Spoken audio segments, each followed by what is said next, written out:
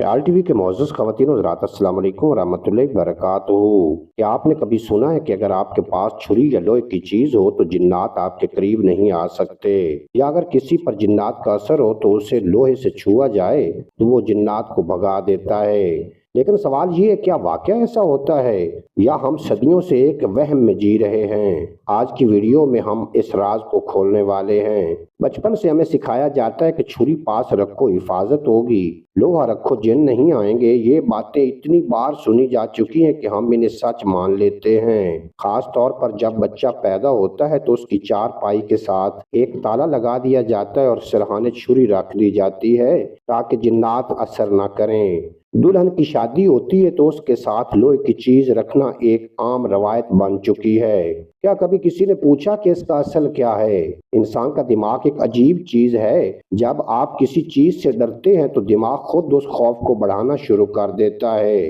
रात को आवाज आई तो दिमाग फौरन कहता है कि जिन ही होगा, हालांकि हकीकत में वो सिर्फ एक आवाज ही हो सकती है। इस्लाम क्या कहता है? कुरान पाक में जिन्नात का जिक्र जरूर मौजूद है, लेकिन कहीं भी ये नहीं कहा गया कि लोहा जिन्नात को जला देता है, छुरी इन्हें भगा देती है, बल्कि इस्लाम हमें सिखाता है अल्लाह पर भरोसा, जिक्र और दुआ। और एक अहम बात, शैतान कमजोर है, यानी वो सिर्फ वसवसा डाल सकता है, हर चीज पर अख्तियार नहीं रखता।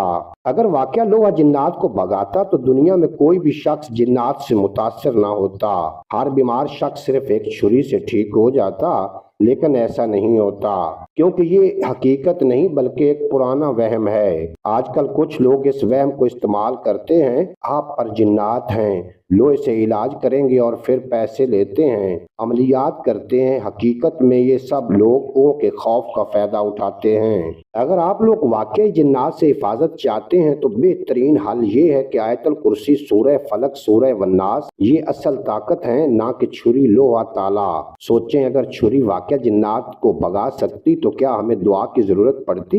जवाब जरूर सोचें। क्या आप लोहे वाली बात पर यकीन रखते हैं? और अगर आप सच जानना चाहते हैं तो चैनल को सब्सक्राइब करें, क्योंकि यहाँ हम हर राज को बेनकाब करते हैं। मिलते हैं अगली वीडियो में। आपका और मेरा अल्लाह हाफिज।